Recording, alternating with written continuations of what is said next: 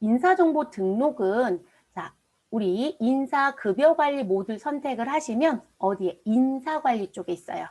자, 기초환경 설정 다 안 끝났는데 왜요? 라고 말씀을 하신다면 관련된 쪽에 직접적으로 영향 줄 때 같이 엮어드릴 거예요. 그래서 가장 기본 얘기만 지금 하고 들어온 거예요. 그러면 요청은 최소화시켜 주시고요. 그리고 인사관리를 더블 클릭합니다. 그럼 인사관리 안에 인사정보 등록이 보이죠? 자, 그러면 인사정보 등록 지금 오픈되어 있는데 열려있지 않은 분들은 열어주시면 되시고요. 그럼 여기 인사정보 등록에 들어오시면 우리 사원 코드에 지금 종업원이 몇 명이 들어와 있다? 6명. 자, 그리고 여기 번호로도 확인할 수 있지만 여기 하단에 보면 총 인원 6명이라고 보이죠, 여러분? 그래서 요거로도 사실 확인이 가능합니다. 그러면 인사정보 등록에 아니 우리는 사원을 등록한 적이 없는데 들어와 있다? 여러분 이거 어디서 가져온다고요? 시스템 관리에 가면 무슨 등록 있다? 사원 등록. 그래서 그 부분에 등록한 정보가 이 자리에 들어오죠. 근데 거기서 등록한 건 여러분 사원 코드 부여하고요. 사람 이름 넣고요. 부서 이름 넣고요. 입사일자 넣고요. 그렇죠? 그리고 더 넣은 게 있나요? 없어요. 딱 그 수준까지만 넣습니다. 그래서 그 정보만 여기에 들어온 부분이에요. 자, 그리고 인사정보 등록 메뉴는 들어가서 보시면 자, 탭이 3개로 구성이 되어 있고요. 네, 그래서 인적정보라는 탭이 있고 재직정보라는 탭이 있고 급여정보라는 탭이 있습니다. 그런데 이 3가지 탭 중에 어느 곳도 우리가 등한시할 수 있는 부분은 없다. 자, 이유는 이 탭들이 뒤에 가서 급여자료와 연말정산이라는 부분하고 전부 다 관계가 있어요. 그래서 여기 입력이 잘못되면 모두 다 뜯어 고쳐야 돼요. 그러니까 일이 자꾸 커져요. 그래서 정확하게 입력을 해주셔야 되고, 그리고 우리가 인사정보 등록에 들어온 종업원을 우리가 조회해서 보실 땐 여기 상단에 조회 기준이란 부분에 가시면 재직, 퇴직, 전체 이렇게 보여요. 재직은 현재 근무하는 사람. 자, 근데 이 현재 근무는 무슨 의미냐면 우리 프로그램이 아니죠. 컴퓨터 안에 시스템 날짜가 있죠. 자, 그 시스템 날짜를 기준으로 현재 근무하는 자를 재직자로 컴퓨터가 인식을 해요. 그래서 재직을 선택하고 조회하면 그 날짜를 기준으로 조회가 되는 거예요. 그럼 퇴직은 뭘까요, 여러분? 그만둔 사람이요. 이해되셨어요? 전체는 뭘까요? 우리 재직과 퇴직 다 보겠다. 이렇게 보는 거죠. 가끔은 이걸 어떻게 해서 볼 거냐라는 부분도 중요해요. 그리고 나는 지금 사원을 찾고 싶다. 그럼 여기 검색에 사원을 넣어서 조회하면 그 사원을 찾을 수 있어요. 근데 우리 사원 찾을 때 여러분, 우리 지금 6명이니까 이러면 한 장 싹 들어오잖아요. 시험 보러 가시면 데이터가 너무 많아요. 그 사원이 확 들어오지 않아요. 그러면 여러분, 우리 오피스에서 찾는 기능이 있지 않아요? 누구하고 누구를 동시에 누르면 우리 컨트롤과 F키 동시에 누르면 이렇게 서치하는 기능 나오잖아요. 이거로 찾을 수 있어요. 그럼 사원 코드를 찾으시든 우리 뭐로 찾으든 요거 누르시면 다 검색이 됩니다. 이런 기능이 가능해요. 그건 여러분이 편한 대로 하세요. 편한 대로. 그래서 그런 기능 있다. 자, 그거 알아두시면 되고요. 자, 우리는 인적 정보라는 것부터 시작을 할게요. 자, 우리 인적 정보에 가시면 이렇게 주요 필드라는 부분이 있어요, 여러분. 자, 이 부분에 대한 의미를 이해하셔야 여러분이 뭔가를 바꾸라고 했을 때 사지선대로 물어봤을 때 쉬워요. 그래서 저는 주요 필드를 열어놓고 여러분한테 설명을 좀 할게요. 그럼 여러분은 교재 주요 필드 넣으시면 되고요. 그리고 저는 윤영철이라고 하는 대표 이사를 가지고 같이 입력하면서 설명을 해볼게요. 자, 사원 코드와 사원명과 부서명은 시스템관리 사원 등록에서 등록된 정보가 들어온다, 안 들어온다? 들어온다. 자, 알아두실 건 우리 이름이라든지 부서명 이런 건 변경할 수 있지만 누구는 절대 바꿀 수 없다. 코드는 절대로 바꿀 수 없다. 그런데 우리 지금 이 6명이에요. 뒤에가 3명 더 추가할 거거든요. 자, 그러면 무슨 얘기냐면 여러분 인사팀에서 새로운 직원이 왔어요. 그렇다고 시스템 관리자한테 우리 사원 등록 좀 해주세요. 이렇게 얘기하는 부분이 있는 회사도 있겠지만 무슨 부분? 인사팀에서 무엇 할 수 있어요? 사원 등록을 할 수도 있지 않을까요? 그러면 상단에 무슨 키가 있을 것이다. 우리는 요 인사에 대한 신규 입사자가 들어오면 우리는 무슨 부분? 우리 사원 등록이라는 키가 있어서요. 그 사원 등록 키로 우리 사원 추가 키로 무엇 할 수 있다. 새로운 직원을 우리 입력할 수도 있어요, 여러분. 그래서 그런 게 또 가능합니다. 그건 조금 이따 또 보도록 하시죠. 자, 그래서 그 부분이 가능하다. 자, 그거 알아두시면 되고. 자, 그리고 우리 인적 정보부터 여기 볼게요. 그러면 윤영철 임원실에서 근무하는 사람이고, 자, 여기 영문과 한자는 다 생략할게요, 여러분. 그리고 내국인과 외국인의 구분이 있습니다. 자, 그럼 여러분, 내국인은 1, 2, 3, 4 가운데 번호 쓰죠? 자, 그리고 외국인은 5, 6, 7, 8 이렇게 쓴다는 얘기 한 적 있거든요. 자, 그렇게 써요. 근데 이게 왜 중요하냐면 내국인과 외국인이 연말정산이라는 걸 했을 때 연말정산의 혜택사항이 좀 달라요. 그러면 우리 아이고 죄송해요 여러분. 내국인과 외국인이 아니라 그건 이렇게 그렇게 얘기하면 안 돼요. 자, 내국인과 외국인에 대한 부분은 연말정산에 대한 부분은 똑같이 가요. 그런데 무슨 부분? 주민등록번호라든지 외국인 등록번호의 체계가 다르죠. 그리고 무슨 부분? 그럼 내국인은 말 그대로 국적이 한국 국적이에요. 그리고 이 사람이 거주자로 분류가 되면 한국에서 사는 사람 이렇게 되는 거거든요. 근데 내국인은 맞아요. 그럼 한국 국적이겠네요. 근데 이 사람이 비거주자이다 이렇게 얘기를 하더라는 거예요. 그럴 수도 있거든요. 그럼 이 사람은 한국 사람은 맞지만 한국에서 사는 게 아니에요. 다른 데서 살아요. 다만 우리 회사에서 일을 하는 것뿐이에요. 이해되셨을까요? 그러면 우리 연말정산 신고할 때 신고하는 부분에 필수적으로 점검하는 게 있어요. 그 내용이 달라집니다. 그럼 여러분 이제 외국인도 그렇게 들어오겠죠. 그래서 이 버튼이 중요하다 안 중요하다? 중요해요, 여러분. 그래서 이 부분 선택 잘 해주시고요. 자, 우리 윤영철 씨는 내국인입니다. 자, 그럼 내국인이니까 주민번호 넣어야 되겠죠? 만약 이 사람 외국인이면 무슨 뭐 여기 외국인 등록번호 우리 이 자리가 활성화가 됩니다. 자, 내국인 다시 바꿔주시고요.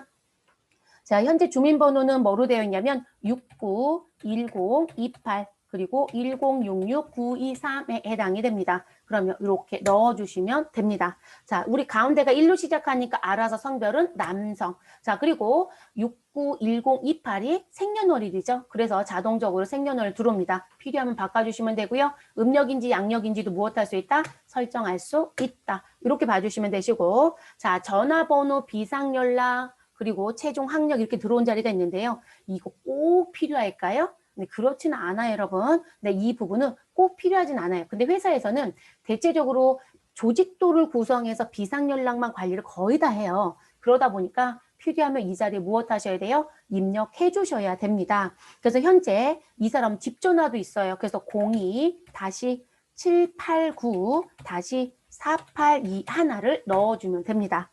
자, 비상연락망은 대체적으로 휴대폰 번호를 많이 넣죠.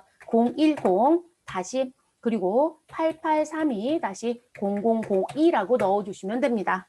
자, 최종 학력에 대한 건 F2번 눌러주시면 우리 어디에 인사기초코드 등록에 등록한 기본 정보가 들어옵니다. 그래서 어디를 졸업했는지 선택해 주시면 됩니다. 우리는 대학원 졸업했다고 넣어볼까요? 네, 준 정보는 없어요. 그냥 선택을 다 해볼게요. 자, 그래서 이렇게 넣어주시면 됩니다. 자, 여러분 주민등록 주소가 있는데 노란색으로 보여지진 않지만요. 우리 세금 신고할 때 주민등록 주소가 다 따라가게끔 되어 있어요. 그래서 반드시 입력을 해주셔야 돼요. 근데 시험은 대부분 여기를 다 생략으로 줘요. 근데 절대로 생략은 없어요. 자, 우리 코드돔 F2번 눌러주시고 이 사람은 역삼요 158에 살아요.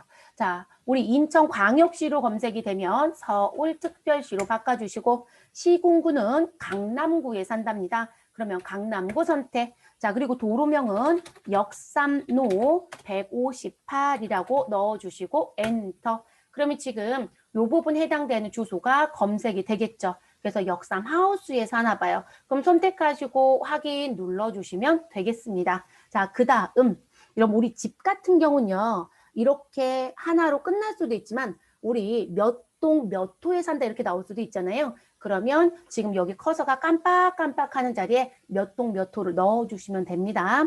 네, 우리는 해당 사항 없어서 내려올게요. 자, 영문 주소 생략할게요. 자, 이메일. 여러분 이메일을 왜 넣냐고 물어보시는데 여러분 이메일 주소 같은 경우는 우리 왜 급여 명세 여러분 뭐로 주는 경우들 많다. 여러분 이메일로 주는 경우 많아요. 페이퍼 출력해 주는 회사도 있지만 심지어 휴대폰으로도 줄 수 있잖아요. 그러면 지금 그런 식의 관리를 하시는 분들이 여기다 넣어서 대부분 정리를 해요. 네. 그래서 대부분 급여 명세 보낼 때 많이 씁니다. 자, 출입카드 관리할까요? 안 할까요? 당연히 하죠. 시험은 무시하겠지만 업무는 중요하다 안 중요하다? 매우 중요하죠. 누가 출입을 했는지 몇 시에 출근했는지 몇 시에 퇴근했는지 그런 거 다 봐야 되기 때문에 출입카드 번호 관리 반드시 합니다. 자, 우린 요 부분 넘어갑니다. 그래서 여러분 여기 써드렸어요. 근태를 위한 정보로도 쓰고 있다. 제가 분명히 출입카드가 출근과 퇴근 어디를 들어갔다 나왔는지 이런 거 다 본다고 했죠. 그럼 근태에 요거 연결해서 우리 근태 자동으로 불러올 수 있어요. 그러니까 이 카드 부분이 아주 중요하거든요. 번호가. 근데 우리 지금 현재 교육용에는 이거 아예 못 써요, 여러분. 네, 메뉴 자체가 없어요. 근데 업무에선 쓴다는 거죠. 자, 그 다음 세대주 여부. 자, 세대주 여부는 연말정산 신고 시 매우 중요하다. 근데 ERP는 잘 안 건들고 있다. 자, 왜 그러냐면 우리가 소득세를 배우면 여러분 연말정산 중에 주택자금 공제를 배울 거예요. 자, 그 주택자금 공제를 배우시게 되면 세대주이며 무주택자이고 너가 집을 샀어 은행에서 대출받고 그러면 지금 현재 뭐 소위 말해서 국가가 보여주는 시가의 금액이 얼마에 해당되는 이하에 있는 부분이고 뭐 이런 걸 따져요. 그럼 이 사람이 세대주인지 아닌지 중요하다 안 중요하다? 중요해요 여러분. 세대원이 주택자금 공제받을 수 있는 요건은 너무 까다로워요. 그래서 기본적인 요건이 세대주 시작하거든요. 그럼 이것도 중요한 부분이죠.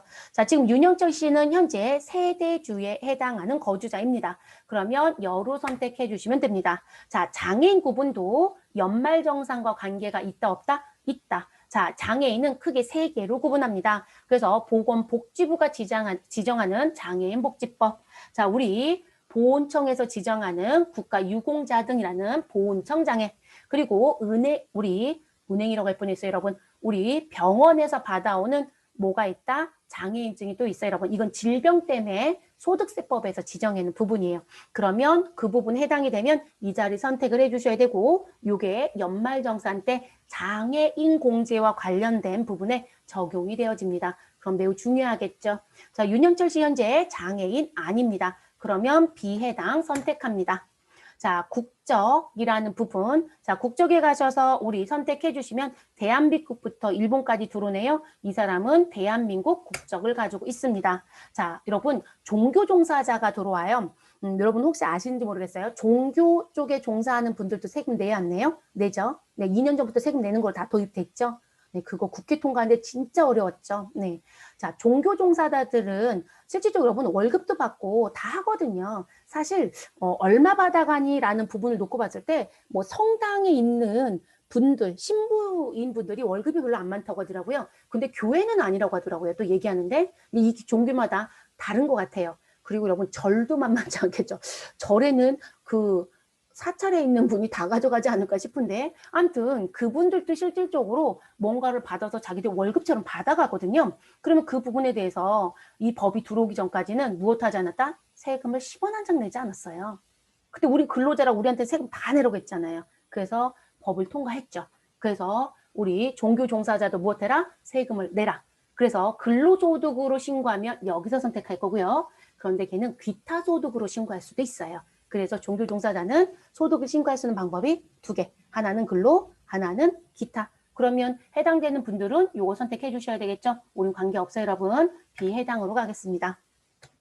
자, 국적의 신고용의 부분에 가셔서 우리 F2번 눌러주시면 이제 선택할 수 있는 버튼이 나옵니다. 우리 대한민국이죠, 여러분. 그러면 우리는 한국이라고 넣어볼까요? 네, 한국이라고 선택하시면 KR 코드가 들어오죠. 이게 연말정산할 때 서식을 페이퍼로 출력하면 오른쪽 상단에 국적이 기재된 자리가 있어요. 요 KR이 찍혀 들어갑니다. 됐을까요? 그리고 거주자인지 비거주자인지 중요하다 안 중요하다? 중요하다. 제가 아까 이 부분하고 잠깐 혼선을 빚어서 무슨 부분 내국인 외국인 때 그거 아니에요 여러분 이렇게 설명드렸어요.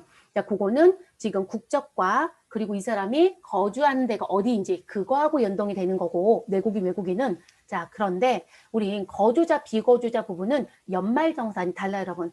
거주자는 혜택을 최대로 다 받을 수 있다. 근데 비거주자는 자기 거밖에 안 돼요. 그리고 외국에서 쓴 게 또 안 돼요. 그러다 보니까 비거주자는 공제받을 수 있는 부분이 그닥 많지 않습니다. 그럼 여러분 이 부분 중요해요 안 중요해요? 매우 중요해요. 그래서 이 부분 선택해 주셔야 되고 그리고 이거 선택에 따라서 국적과 거주지국을 신고해야 되느냐 신고 안 해도 되느냐 뭐 이런 부분에 문제가 또 생겨요. 그래서 나온 부분 그럼 이 사람은 내국인이면서 지금 국적은 한국 국적이겠죠? 거주자이다. 그러면 이 사람은 한국에서 살고 있고 한국에서 머물러 이 얘기잖아요. 그러면 국적과 거주지국은 국세청에 관심이 없어요. 그런데 외국인이고 국적은 그럼 외국 국적이겠죠? 자, 그리고 지금 거주지국이 한국이었다라고 하면 지금 요 외국 국적이 어느 나라 국적인지를 따져요. 네, 그걸 보고요. 근데 외국인이고 이 사람이 비거주자이다. 그럼 여러분 국적도 외국이고요. 얘 머무르는 장소도 다른 거거든요. 그러면 이 두 개 코드가 오류가 있으면 안 돼요. 그래서 그렇게까지 다 연결이 되는 거예요. 세금 신고하실 때. 그래서 정확하게 넣어주실 것 F2번 눌러주시고 우리는 또 한국 선택해 주시면 되겠습니다. 됐을까요? 자, 이렇게 해서 누가 끝났다. 우리 윤영철 씨 인적 정보가 끝났어요.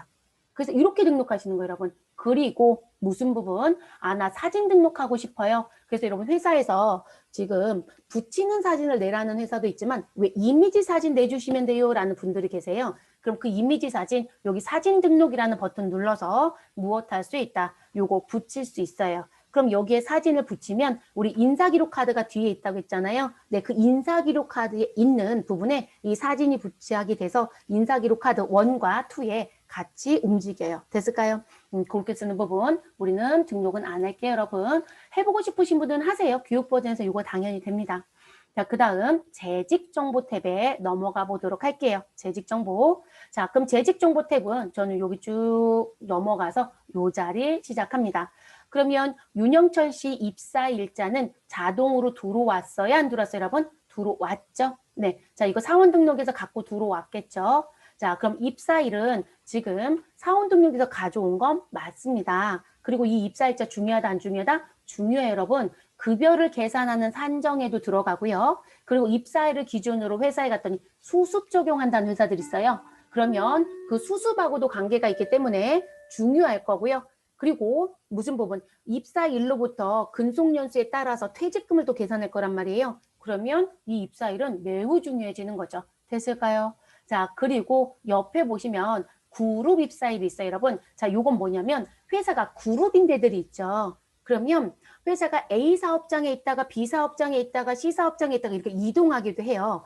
그럼 원칙적으로 본다라면 퇴직금은 A 사업장에서 끝났으니까 주고 B 사업장에 갔을 때 거기서 새로 시작해서 퇴직금 계산하고 이렇게 가야 되는데 회사가 뭐라고 얘기했냐면 아이 우리는 지금 사업장별로 입사일자는 다를지 모르지만 우리 회사에 처음 들어온 그룹 입사일은 지금 따로 있는 거거든요. 그쵸? 최초 입사일. 그럼 그 날짜를 가지고 퇴직금을 전체 계산해서 주겠대요. 그러면 요 부분 정확하게 넣어주셔야 돼요. 그래서 보편적으로 입사일자가 그룹 입사일자로 자동으로 들어오지만 다를 수도 있다라는 거예요. 그래서 대부분 이게 퇴직금 계산이라든지 또는 뭐 근속연수 계산에서 다른 부분 영향 줄 때 이게 사실상 영향을 줍니다. 네, 그래서 있고요. 자, 퇴직일은 뭐겠어요, 여러분? 회사 그만둔 상황. 그러면 6명 중에 누구 하나 그만두면 퇴직일 넣어서 우리 마지막 달 급여 주시고 그리고 퇴직금을 줘야 되면 퇴직금 계산해서 정리시켜 주셔야 되겠죠? 네, 그 부분이었을 때 넣습니다. 자, 그러면 지금 현재 이 사람은 들어와서 회사에 근무하고 있으니까 무슨 상태? 퇴직 상태. 됐을까요, 여러분? 근데 여기 퇴직일자 넣으면 뭐가 될까요? 퇴직 상태로 자동으로 바뀌겠죠? 자, 그러면 옆에 2번, 3번, 4번은 도대체 뭐냐? 여러분, 파견 전문 회사라는 거 들어보셨어요? 우리 뭐 헤드헌터 한다라고 했던 회사들. 근데 이게 헤드헌터 업무만 하는 데가 있고요. 아웃소싱 자체를 하는 회사들이 있단 말이에요. 파견 전문 회사가 아웃소싱 회사잖아요. 그래서 사람에 대한 아웃소싱도 하고 무엇에 대한 우리 건물 아웃소싱도 상당히 많이 하죠. 건물 아웃소싱은 뭐냐면 일정 규모 이상이 되면 시설 관리할 수 있는 자격증을 소지한 근로자들을 반드시 고용해야 되고요. 뭔가 점검을 해야 돼요. 근데 회사가 그걸 위탁을 줄 수가 있어요. 그래서 그런 사람들을 건물 아웃소싱 한다고 하거든요. 자, 근데 사람에 대한 아웃소싱을 하는 분들은 회사의 종업원은 500명이래요. 근데 그런 회사 면접 가서 보시면 무슨 상황이다. 아니 사무실에 소위 말해서 직원들이 앉아있는 테이블이 몇 개 안 된다고 얘기해요. 그렇죠. 우리 회사에서 직접 일하는 게 아니라 외부에 가서 삼성에서 일하거나 LG에서 일하거나 기아에서 일하거나 이해되셨어요? 자, 거기서 일하니까요. 그래서 그렇게 되면 지금 여러분들이 파견을 나가시라는 게 아니라 지금 그런 회사에 입사를 했는데 내가 인사 담당자로 입사를 했다라면 그러면 지금 우리 회사 종업원 중에 그렇게 파견이 나간 사람은 뭐로 선택해 주셔야 돼요? 파견이라고 선택해 주셔야 돼요. 관리 따로 하셔야 되겠죠? 이해됐을까요? 그리고 우리 휴직 상태인 사람도 있다 없다? 있다. 육아휴직이 있을 수도 있고 본인이 아파서 뭐 임시적으로 휴직을 낼 수도 있고요. 그렇죠? 그리고 뭐도 있어요. 대기 상태로 근로자를 정리하기도 하죠. 그러니까 지금 회사에 합격은 했는데 잠깐 기다려주세요. 여기서 대기 상태로 놓거나 아니면 다른 쪽으로 보내야 되는 뭐 불미스러운 일이 있어서 대기 상태가 되기도 하고요. 그래서 이제 그런 부분들 여기서 선택을 하는 거예요. 됐을까요? 그래서 2번과 3번과 4번은 여러분이 직접 선택하는 거고 1과 5는 무슨 부분? 요 퇴직일자를 입력하지 않으면 무조건 제직. 그리고 퇴직일자 입력하면 무조건 퇴직으로 바뀌어요. 그렇게 정리가 된다.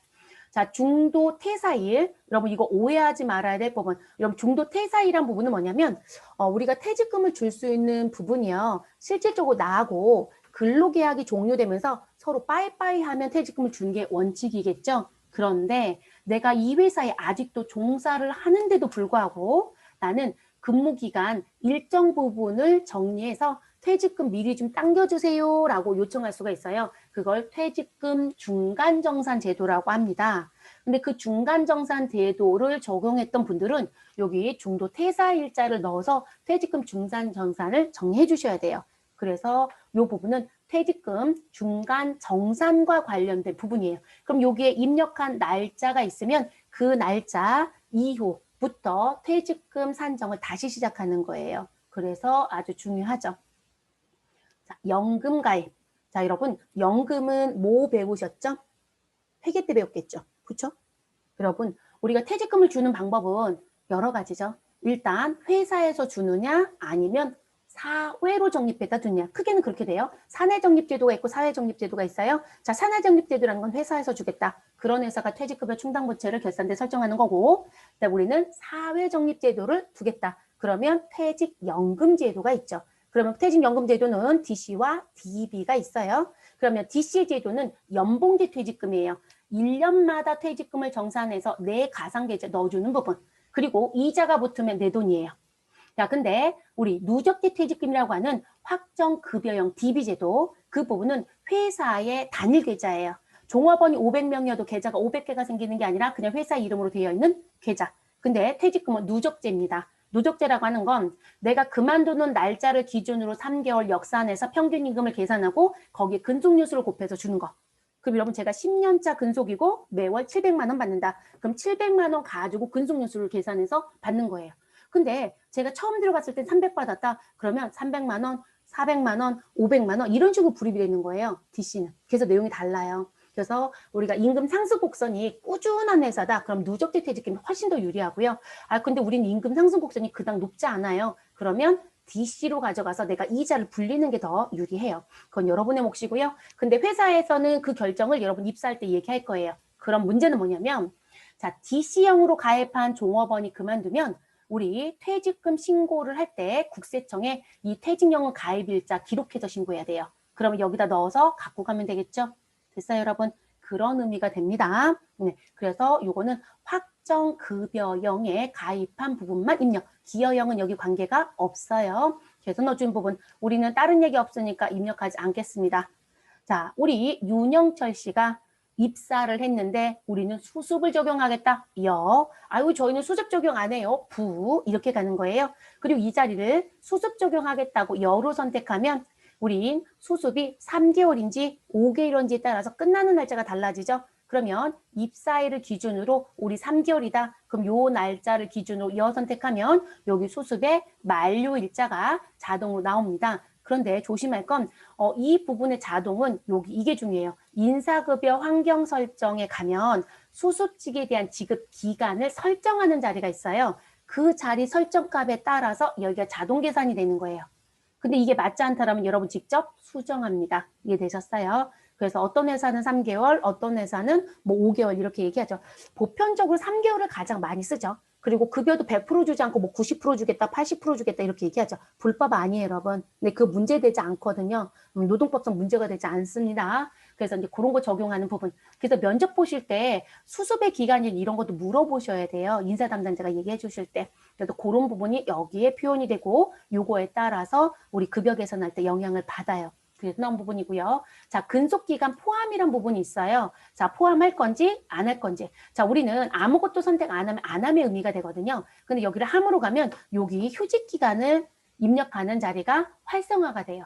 그러면 무슨 얘기냐면 제가 지금 현재 재직의 구분이 휴직 상태일 수 있는 거잖아요. 그럼 그 휴직의 기간이 있을 거란 말이에요. 근데 그 기간을 근속 연수에 포함하겠다. 그러면 이 자리를 선택하는 거고요. 그렇지 않다라면 안 한다고 해주시면 돼요.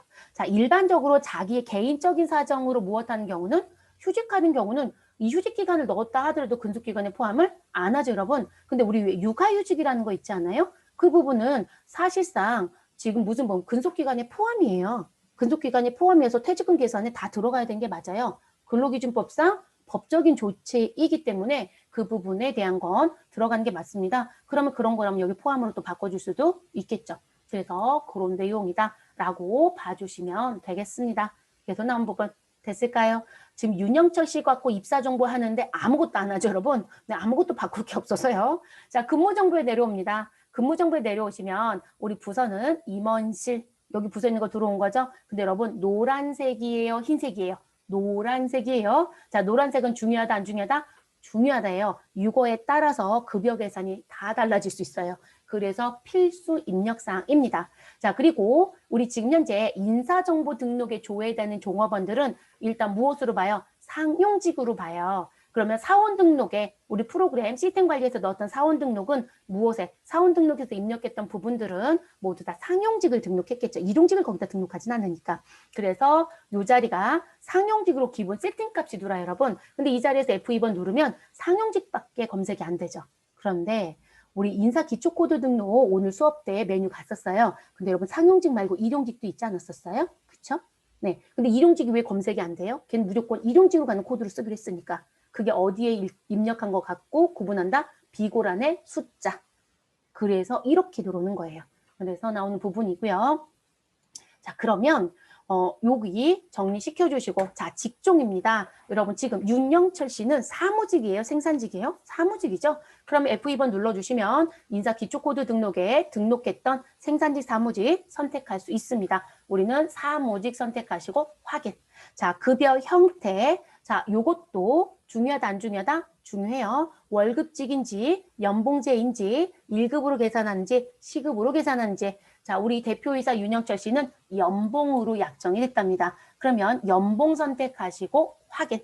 됐을까요? 자, 그리고 관련된 종업원들 입력할 때 여러분 프로젝트나 근무조도 관련 있으면 넣어주시면 됩니다. 우리는 그 부분은 관련된 거 없습니다. 자, 직급은 아까 제가 다른 수업할 때 설명하느라고 넣었던 거예요. 자, 이 부분도 F2번 눌러주시면 인사 기초 등록했던 우리 직급 선택할 수 있어요. 그럼 F2번 누르셔도 되고 이 자리에서 뭐라고 넣으셔도 돼요. 아, 이 사람은 지금 현재 대표이사입니다. 그럼 대표라고 넣으시면 바로 들어오겠죠. 그럼 직책도 뭐로 가요? 대표이사입니다. 그럼 대표이사 넣어주시면 되고요. 자, 직무 부분은 F2번 눌러주시면 자, 회사에서 직무별 관리를 따로 하는 분들이 있어요. 왜냐면 직무수당 주는 데가 있거든요. 그러니까 직급이라는 건 여러분 대리, 과장, 차장 이런 게 직급이잖아요. 근데 직무는 이 사람이 하는 업무에 대한 보수예요.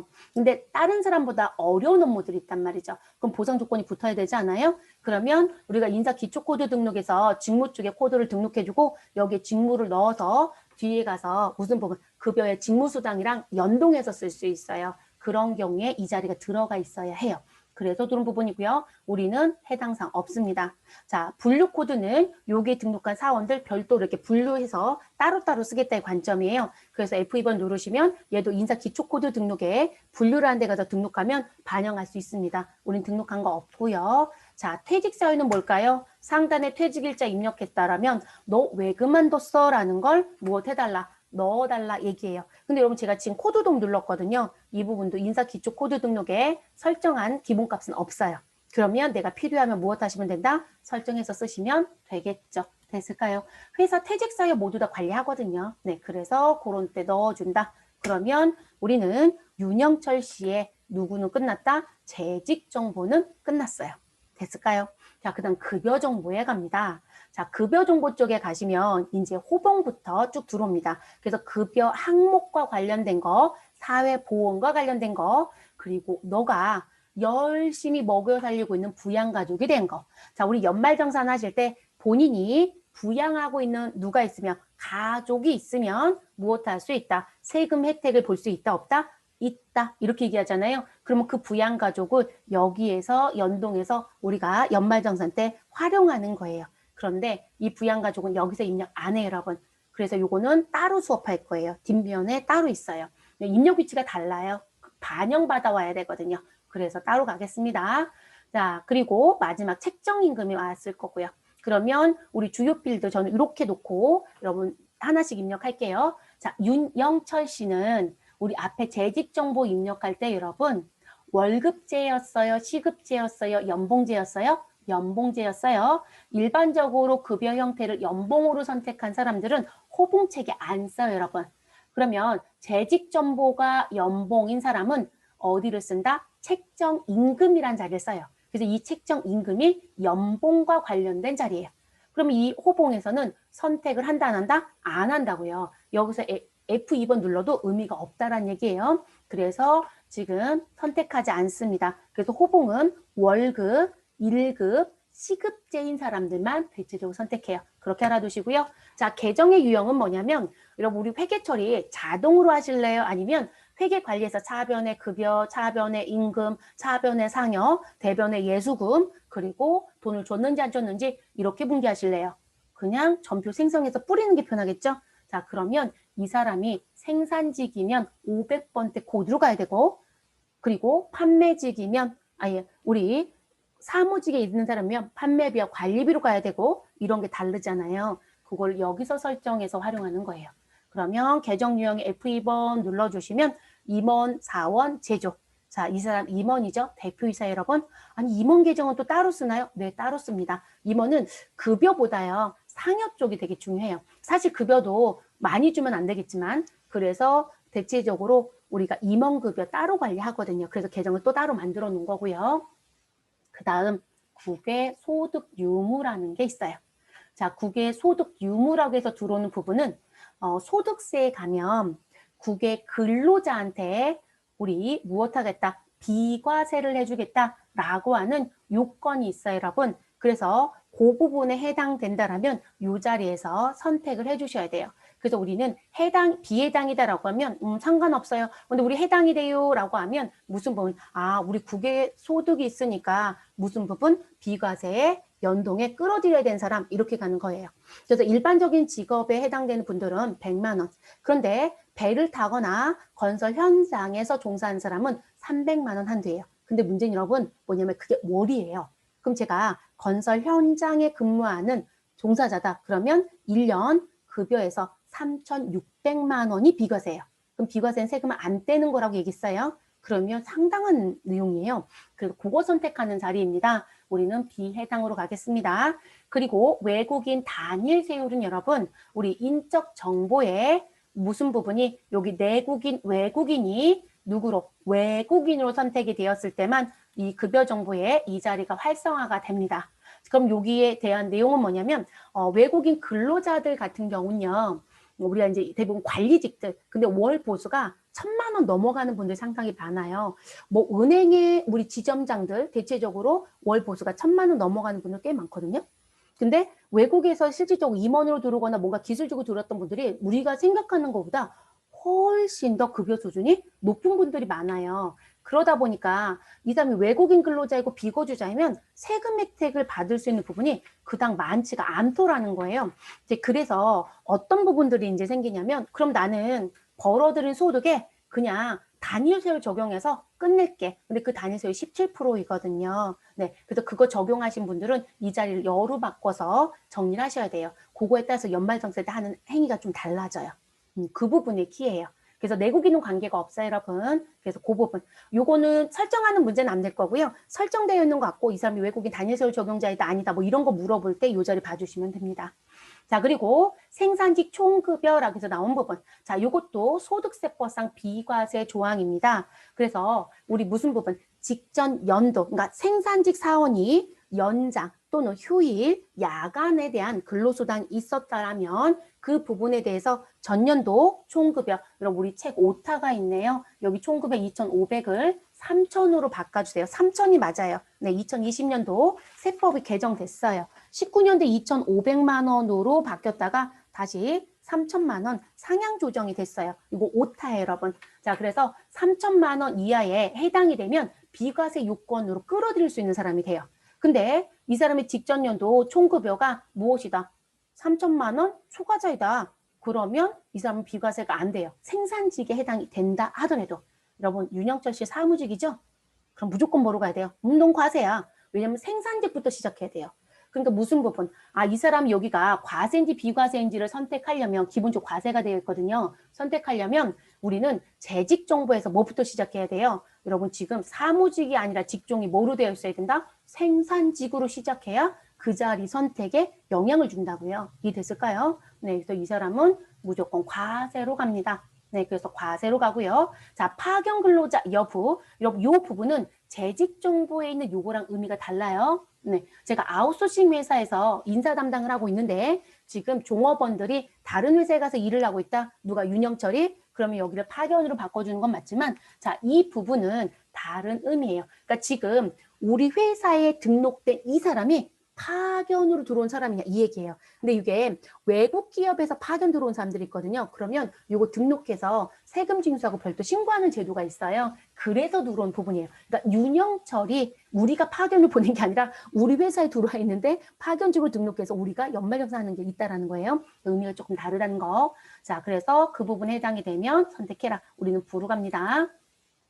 자, 학자금 상환 여부. 자, 학자금 상환은 우리 대학교 다닐 때 장학재단 통해서 우리 그 학자금 대출 받지 않나요? 그럼 그 대출 받았을 때 무슨 제도? 아, 나는 소득이 생기면 소득에서 원천 징수하는 걸 선택할게. 아, 나는 소득이 생기든 생기지 않든 무조건 지금 학교를 졸업하고 5년 뒤부터 무조건 갚을게. 자, 그거를 선택할 수 있다는 말이에요. 근데 우리 회사에 들어온 윤영철 씨가 학교를 다닐 때 학자금을 대출받은 적이 있고 그리고 그 부분이 7월 달에, 그러니까 소위 말해서 뭐 7월부터 적용하는데 6월 달로 이제 온다고 보면 될 것 같아요. 자, 6월 달에 뭐가 오냐면 이 학자금 공제라는 게 국세청을 통해서 들어와요, 여러분. 그러면 여러분 반드시 그 종업원한테 월급 줄 때 그 학자금 공제 통지서가 오거든요. 그거 여기 여로 바꿔주시고 여기에 통지 금액 넣어주셔야 돼요. 이거 안 하면 이 윤영철이 그 대상이라고 하면 윤영철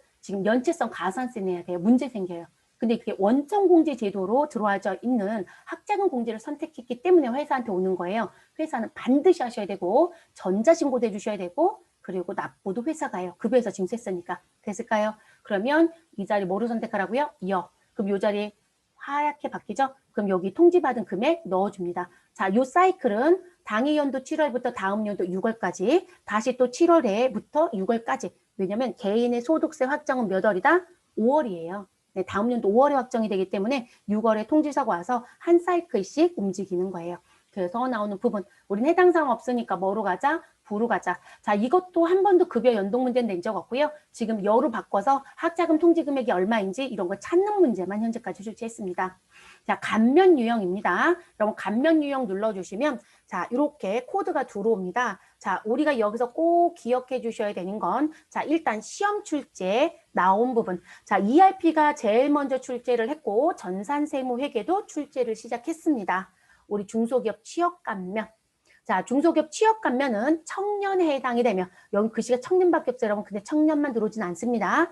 청년에 해당이 된다라고 하거나 장애인에 해당이 된다라고 하거나 또는 경력단절 여성에 해당이 된다거나 또는 60세 이상에 해당이 된다라면 우리 몇 년 동안 최대 5년 동안 청년은 몇 프로? 90% 소득세를 감면합니다. 자, 그러면 제가 금월에 월급에서 떼야 되는 소득세가 10만 원이다. 그럼 90% 감면받으니까 얼마네요? 만 원.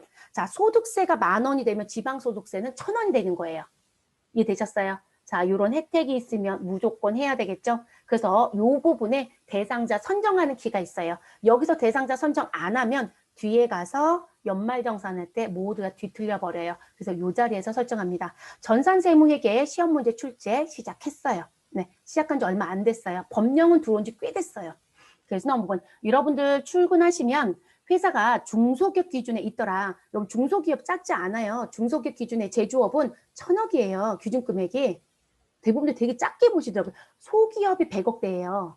그러니까 일반적으로 소기업이 아닌 중기업에 올라가는 부분에 중소라고 하잖아요. 그러니까 소로 들어오는 부분이 100억대고 중으로 들어간 사람은 1000억대예요. 근데 1년 동안 매출 1000억대 하는 게 그렇게 쉽지 않아요. 그래서 이 1000억대 매출까지, 그러니까 1000억이라는 기준금은 이제 업에 따라 좀 다르겠지만, 그러면 중소기업에 있으면 이런 세금을 적게 낼 수 있는 방법이잖아요. 꼭 체크해서 혜택들 보세요. 여러분들 나이대가 다 들어와요.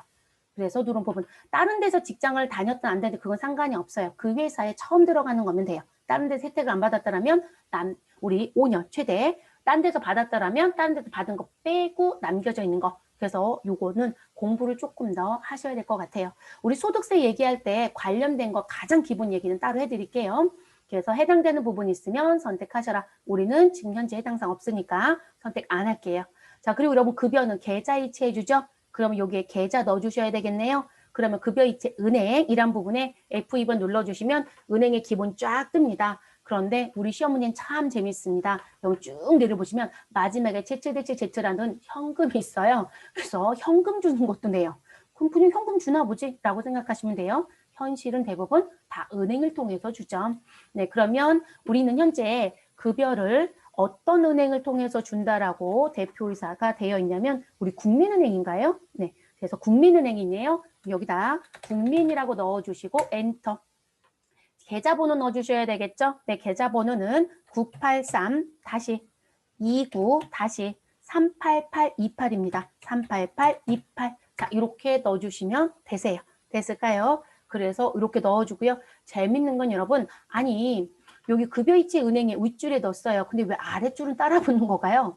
우리 회사에서 종업원들이 계좌를 2개를 쓰는 경우들이 간혹 있어요.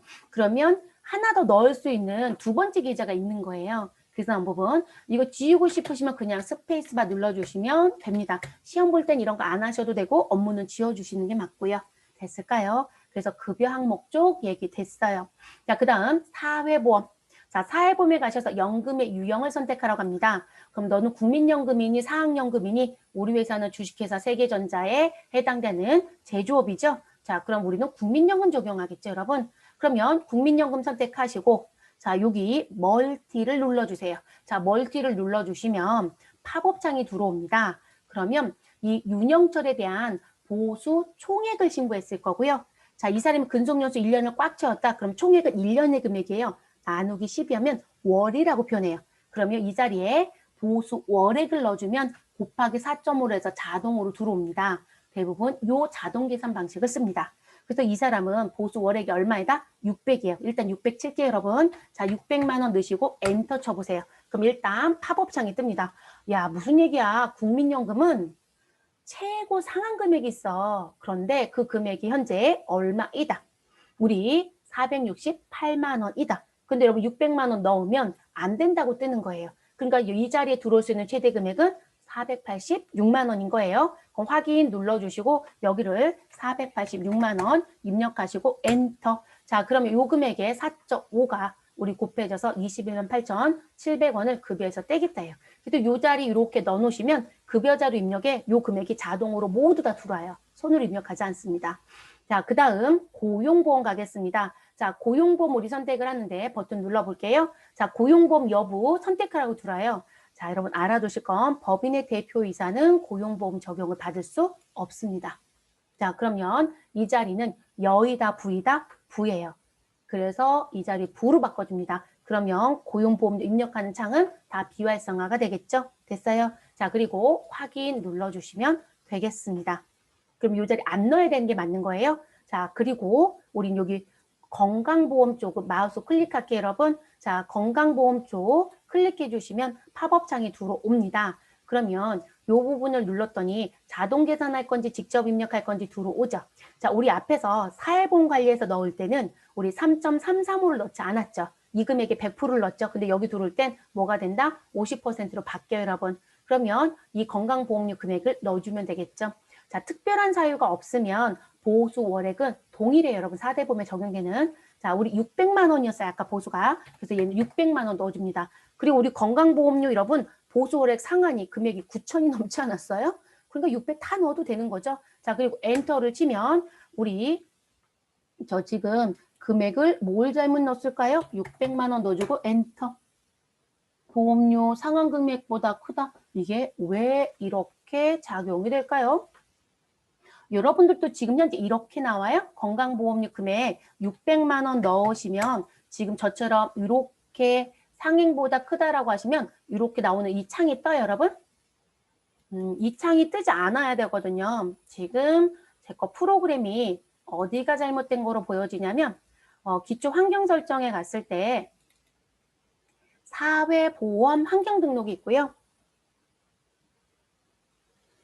자, 지금 건강보험 쪽에 내용이 있고 그리고 사회보험 정보 쪽에 가면 되고 그리고 국민연금 있고 건강보험이 있는데 이 부분이거든요. 저희 금액 안 넘쳐요. 아무런 문제가 없거든요. 그쵸? 그런데 지금 제 거는 왜 오류가 뜨는 걸까요? 혹여라도 여러분들도 지금 오류가 이렇게 떠요? 지금 프로그램 버그예요, 그러면. 뭔가 부딪힌다는 얘기거든요. 안 떠야 되는 게 정상이에요. 우리 지금 최고 상한이 9,900이에요. 근데 우리 지금 600만 원 넣고 있는 거기 때문에 지금 이 부분이 들어올 이유가 없거든요. 그래서 지금 인사정보에 이상한 오류가 뜨네요. 일단은 입력하는 부분은 해볼게요. 그래서 지금 건강보험료 지금 탭 눌러주시고 그리고 저희 건강보험료 부분에 이 부분. 근데 우린 경감은 안 할 거니까 이 자리에 건강보험료 금액 넣겠습니다. 제가 볼 땐 지금 연도가 2021년도랑 이게 지금 프로그램이 연동이 안 되나 봐요. 그래서 이게 지금 오류가 뜨는 것 같고요. 자, 그럼 저희는 그냥 직접 입력할게요. 근데 이렇게 하는 건 아니에요. 불편해요. 그러면 건강보험료 금액은 저희 계산했던 거 그냥 손으로 칠 건데요. 600만 원을 가지고 계산을 할게요. 이거 다 불편하겠는데요. 곱하기 3.335%죠? 네, 퍼센트. 자, 그래서 계산을 해보시면 20만 100원이네요. 그러면 이 자리 우리 20만 100원 넣어줄게요. 자, 장기요양보험료는 건강보험료 곱하기 예요. 그래서 여기는 50%가 들어오는 게 아니라 이 금액이 그대로 들어오는 겁니다.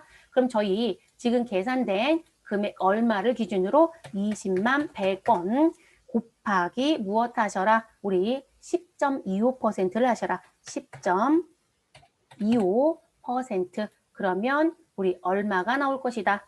2만 510원이 나오네요. 그래서 이 자리에 2만 510원. 여러분 금액이 안 들어서 저희 방법이 없어서 이렇게 해요. 지금 프로그램에 현재 부딪히는 버그가 있는 것 같네요. 자, 그럼 이렇게 넣어주시고 확인 눌러주시면 이게 전체 금액이 합산돼서 들어옵니다. 됐을까요? 자, 건강보험은 우리 증을 받죠. 그럼 그 증번호가 있어요. 자, 그것도 관리하겠다라면 이 자리 넣어주시면 됩니다. 우리는 일단 윤영철 씨 건 다 넣을게요. 그리고 나머지는 세금하고 관계없는 건 안 넣을 거예요. 그럼 윤영철 씨의 지금 건강보험 증번호를 주었을 거예요, 여러분. 그래서 8-로 시작하는 번호. 그래서 우리는 제 눈에 확 안 띄네요. 8-299 그리고 3929로 되어 있네요. 3929 이렇게 넣어주시고 엔터. 자, 노조가입 여부. 여러분 대표이사는 노조가입 못해요. 네, 법적으로 못하게 되어 있어요. 임원급들은. 그러면 부겠죠. 자, 그리고 고용보험 여부에 나온 부분. 자, 이 사람은 지금 대표이사에 해당이 된다 안 된다? 그 얘기예요. 우리 고용보험 아까 이 사람 적용 안 한다고 했어요. 무엇에 해당이 되기 때문에? 대표이사에 해당이 되기 때문에 이 대표가 대표이사의 대표예요. 그럼 해당이 되니까 여기겠죠. 그럼 대표이사 뺀 나머지는 뭐라고 넣으시면 돼요? 부. 이렇게 들어가는 부분이고요. 자, 두루누리 사회보험은 종업원 10인 미만에 있는 사업장에 대해서 일정 부분의 요건이 충족이 되면 국가가 50% 부담해준 제도가 있어요. 네, 그 부분에 해당이 되면 이거 하시면 됩니다. 시험은 이거 뭐로 내냐면 이 사람이 대상자가 되는지 안 되는지 설정값 물어보는 거 낼 거예요. 그럼 이 자리 와서 확인만 해주시면 됩니다. 우리 회사는 해당 사항이 없는 거로 갈게요. 자, 부양가족 여기서 직접 입력하는 게 아니라고 했어요, 여러분. 그래서 절대 여기서 설정하지 않습니다. 자, 내려오시고 우리는 책정 임금이라는 것부터 가보도록 할게요. 자, 이 사람 연봉제는 책정 임금 넣어주시라고 했어요. 그런데 좀 계약 시장 연월일에 가서요. 우리는 2021년이란 걸 넣어볼게요. 2021년. 그리고 1월이라고 넣어주시고 엔터. 자, 얘도 똑같이 계약 종료일을 넣는 게 아니라 새로 시작하는 게 생기면 계속 계약 시장 연월일을 넣으면 종료일자는 그 넣은 날에 전달로 자동 형성이 됩니다. 그럼 호봉하고 똑같은 거죠, 여러분? 자, 추가하겠냐고 물었으니까 얘 눌러주세요. 자, 얘 눌러주시고요. 근데 여러분 문제는 이거예요. 아니 넣었는데 여기 금액을 치는 자리가 다 뭐로 나와요? 우리 별 표시인 XXS로 나오죠? 그럼 여기다 금액을 넣을 수가 없어요. 그래서 반드시 여러분이 기억해야 되는 부분이 무슨 부분이 있으냐면 자, 여기 책정임금 쪽에 가면 무슨 부분? 컨트롤과 F3번을 동시에 누르라는 요게 있어요. 이거 절대 잊어버리지 마세요. 자, 요거 눌러서 금액 확인해야 될 부분에 시험 문제가 출제가 돼요. 그래서 컨트롤과 F3번. 그러면 우리는 이 자리 쿵 눌러주시고 이 자리에서 컨트롤과 F3 펑션 키를 동시에 누릅니다. 그러면 암호를 입력하라고 나와요. 우리 암호를 한 번도 입력한 적이 없으면 이 자리는 공란입니다. 그럼 그대로 뭐 눌러주셔라? 확인. 됐어요, 여러분? 그러면 우리 오픈이 되죠? 그럼 이 자리에 금액을 넣어줍니다. 그럼 얼마냐면 7,200. 그럼 7,200을 넣어주시면 자, 우리 월급은 600. 자, 여러분 7,200 나누기 12. 그럼 600이죠? 자, 그리고 그 600만 원이 1급으로 바뀌어야 되는 부분. 자, 20만 원이 나오네요. 그럼 이 1급은 30일로 나눴다는 얘기거든요. 이거 30일은 무슨 기준이에요? 어떤 달은 30일, 어떤 달은 30일, 어떤 달은 28일인데 자, 이 부분은 인사급여 환경 설정이라는 메뉴가 따로 있어요. 거기에 설정값이 기본적인 세팅값이 30일이에요. 그래서 그 30일을 그대로 쓰겠다라고 설정이 되어 있으면 그거로 나눠서 들어와요. 자, 그리고 이 30일을 나눠서 우리는 1급 20만 원이 나왔어요. 자, 그럼 여러분, 우리는 법정 근로시간이 하루에 몇 시간이다? 8시간. 그럼 20만 원 나누기 8 하면 얼마 나와요? 25,000원. 됐어요, 여러분? 자, 그 조건에 맞춰서 얘가 형성이 됩니다. 되셨을까요? 그래서 나오는 부분. 자, 그래서 이 부분 내가 입력된 거 보고자 하거나 내가 새로운 걸 입력한다. 그럼 반드시 무슨 키를 기억하셔라? 컨트롤과 F3번을 꼭 기억하셔라. 그거 기억 못하시면 이거 오픈 못해요. 그래서 반드시 기억을 하셔야 되는 부분입니다. 자, 이게 지금 인사정보 전체 설명 부분이에요. 그래서 지금 설명드린 이 부분들이 변경해서 급여 계산하는 것도 낼 거고요. 입력되어 있는 정보를 가지고 무엇도 낼 거고 내용 설명이 맞습니까? 라는 것도 낼 거고요. 그리고 조금 전에 여러분 제가 생산직 총급여 얘기했었잖아요. 자, 요 얘기를 어떤 식으로도 문제가 내냐면 이 사람이 지금 소득세법상 비과세 대상자에 해당이 된다. 그런데 무슨 부분? 우리 연장근로수당에 대한 비과세이다. 그러면 요 인사정보 등록에 메뉴의 설정값이 어떻게 되어 있어야 되느냐라는 걸 물어봐요. 그러면 이 자리가 사무직으로 되어 있으면 안 되잖아요. 비과세가 받으려면. 그럼 이 자리 뭐로 되어 있어야 된다? 생산직으로 바뀌어 있어야 된다? 이런 걸 물어본다고요. 그럼 이 자리가 생산직으로 바뀌어도 우리 비과세가 되려면 직전 연도 총급이 얼마 이어야 된다? 우리 분명히 3천만 원 이하. 그럼 이 자리가 과세로 되어 있으면 재직 정보가 생산직이어도 이 사람은 비과세가 되지 못해요. 그러니까 이런 식의 내용까지 연동하는 걸 물어본다는 얘기예요. 그래서 제가 자꾸 연동 위치를 보여드리는 거예요. 그래서 사지선다의 그런 내용들, 그런 게 난이도가 제일 높은 문제예요. 네, 그래서 그 부분까지 설명을 했습니다. 자, 이렇게 해서 인사정보 등록에 대한 기본적인 설명은 끝났어요, 여러분. 그럼 이제 우리가 할 일은 뭐가 남겨져 있을까요? 네, 예제 입력해야 되겠죠. 자, 그래서 인사정보 등록 이렇게 마무리하겠습니다.